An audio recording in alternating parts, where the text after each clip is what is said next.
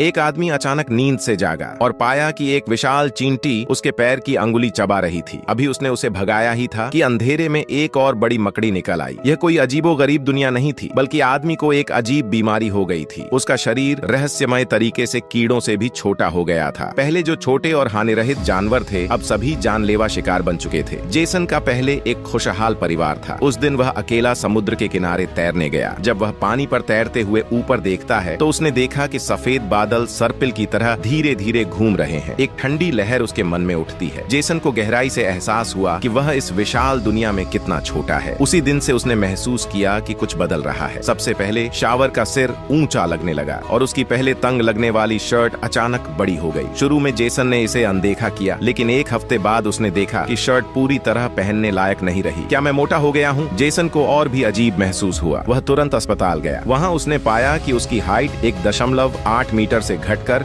1.76 metre हो गई थी। डॉक्टर ने कहा कि यह सामान्य है, उम्र बढ़ने पर हड्डियां और मांसपेशियां सिकुड़ती हैं। लेकिन जेसन इस जवाब से संतुष्ट नहीं था। छोटे छोटे संकेत रोजाना बता रहे थे कि वह तेजी से छोटा हो रहा है। 20 दिन बाद जब वह नहा रहा था तो उसकी घड़ी हाथ से फिसल गई। तब उसे एहसास हुआ कि वह अपनी पत्नी से आधा सिर छोटा हो गया है। उसने तुरंत अस्पताल जाकर पूरी जांच करवाई, पर सभी टेस्ट नॉर्मल आए। उसकी हाइट अब 1.65 मीटर थी और वजन भी कम हो गया था। डॉक्टर इसका कारण नहीं बता पाए। जेसन का शरीर और उसके अंग समान अनुपात में छोटे हो गए थे। यह डॉक्टरों ने पहले कभी नहीं देखा था। इन दिनों जेसन हर रात बुरे सपनों से जागता था। उसे साफ महसूस होता कि वह छोटा हो रहा है, लेकिन उसे रोकने का कोई तरीका नहीं था। पूरे महीने उसकी पत्नी जेसन की बीमारी की चिंता में लगी रही। उसकी आंखों में डर और उलझन थी। उसे डर था कि बिल्ली उसे चोट पहुंचा देगी। पत्नी ने उसे बाहर भेजा और बेटी को कमरे में पढ़ने को कहा। जेसन ने लंबे सोच विचार के बाद फैसला किया कि वह अपना घर बेच देगा और महंगी मेडिकल फीस चुका देगा। लेकिन जेसन किसी भी हालत में घर छोड़ना नहीं चाहता था, क्योंकि सिर्फ अपने कमरे में वह थोड़ा सुरक्षित महसूस करता था। वह थक गया था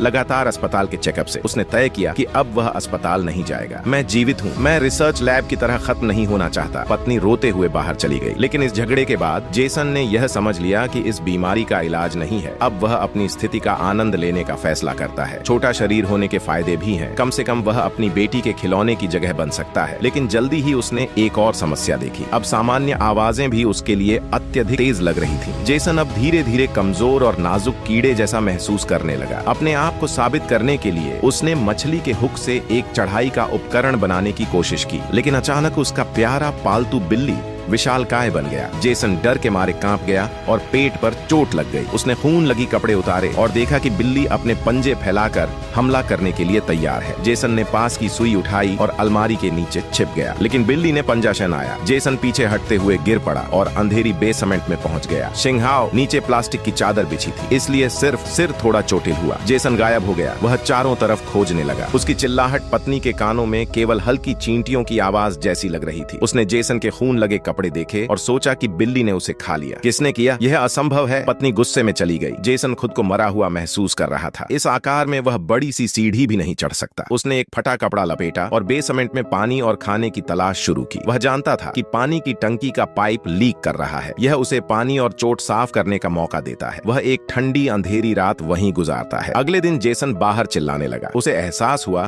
कि चाहे वह कितनी भी मेहनत करे, ऊंची सीढ़ी चढ़कर भी बेसमेंट का दरवाजा नहीं खोल सकता। जेसन ने नया रास्ता खोजने की ठानी। उसने कोने में आधा चाक देखा और पूरे जोर से सीढ़ी के पास अपने नाम लिख दिया ताकि कोई ध्यान दे। काम खत्म करके जेसन खाने की तलाश में गया। उसे याद आया कि कुछ दिन पहले उसने कोने में मक्खन और चीज रखा था। वह सुई से चींटियों को भगाकर खाने की तैयारी करने लगा। जेसन ने ऊपर की चींटियों को भगा दिया, लेकिन उसने तुरंत खाना नहीं खाया। पहले उसे ऊपर के जाल को सक्रिय करना था। उसने एक लोहे की कील उठाई और स्प्रिंग पेडल पर जोर से मारा। जब माउस ट्रैप काम करने लगा, जेसन बेताब होकर एक टुकड़ा चीज उठा लिया। जैसे ही वह उसे छक रहा था, पीछे से एक मकड़ी निकल आई। जेसन ने स्टील की सुई घुमाकर उसे भगाया। चूंकि इस समय उसका आकार बड़ा था, मकड़ी अंततः हार मान गई। लेकिन इस घटना ने उसे बेसमेंट की खतरनाक स्थिति का एहसास दिला दिया। यहाँ बहुत सारे सांप, कीड़े, चूहे और चींटियां थीं और इनमें से कोई भी उसके लिए जानलेवा हो सकती थी। जेसन पूरी तरह पसीने में तरबतर हो गया। आखिरकार उसने एक कार्डबोर्ड बॉक्स में छोटा सा छेद खोदा। ये जगह पहले सामान रखने के लिए थी, अब इमरजेंसी में वोशी के रूप में इस्तेमाल हो सकती थी। पुरानी किताब ने प्रवेश को ढक दिया। जेसन अब आखिरकार चैन की नींद ले सकता था। समय अनजाने में बीतता रहा। भूख लगने पर वह चीज का टुकड़ा खा लेता। बीच बीच में कभी कभी ऊपर से कदमों की आवाज आती, लेकिन कोई बेसमेंट में नहीं आता। जेसन के मन में हल्का डर था, अगर कोई उसे बचाने नहीं आया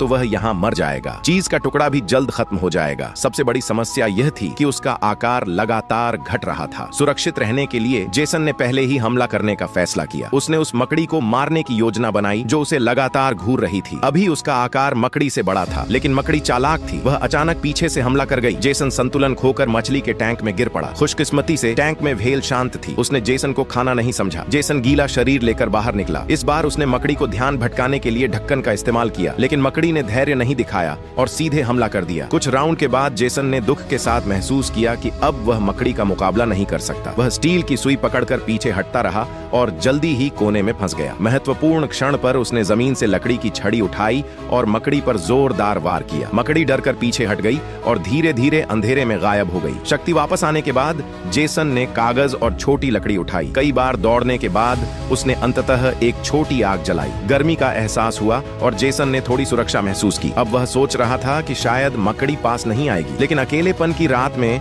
वह अपनी बेटी को याद करता रहा। 20 दिन बीत गए। जेसन रोज कसरत करता रहा, लेकिन उसका शरीर फिर भी लगातार छोटा हो रहा था। बेसमेंट का दरवाजा आखिरकार खुल गया। बाहर उसकी पत्नी और बेटी नहीं, बल्कि रियल एस्टेट एजेंट आई। जेसन दर्द से अपने कान दबाए, यहाँ तक कि इंसानों के कदम की आवाज भी उसके कानों के लिए ज्यादा तेज थी। अंधेरा फिर लौट आया। जेसन ने स्थिति को समझा। शायद उसकी पत्नी घर बेचने की तैयारी कर रही थी। अब वह कभी बेसमेंट में वापस नहीं जाएगा। तभी पीछे से हल्की आवाज आई। एक मच्छर निकट आया। जेसन तैयार हो गया। मच्छर बस एक बार घूमा और बाहर उड़ गया। यह उसे याद दिलाता है कि अब उसका आकार मच्छर से ज्यादा नहीं है। शायद वह खिड़की के जाल से बाहर निकल सकता है। उसने सामने खिलौने के सैनिक देखे। जेसन जानता था कि यही उसका एकमात्र रास्ता है। खाने के बाद उसे एहसास हुआ कि छोटे आकार के भी फायदे हैं। कड़ी मेहनत के बाद वह मेज तक चढ़ गया और सिर बाहर निकाल कर देखा। नीचे गहरी खाई जैसी थी। जेसन ने सिर हिलाया और ध्यान से कूदकर दीवार के फट में पहुंच गया, लेकिन कुछ कदम आगे बढ़ते ही सामने जाल दिखाई दिया। जेसन सोचा कि चुपचाप गुजर जाएगा, लेकिन उसके कंधे ने जाल को छू लिया। मकड़ी तुरंत उसे महसूस कर गई। जेसन के माथे पर ठंडा पसीना टपका। विशाल मकड़ी के सामने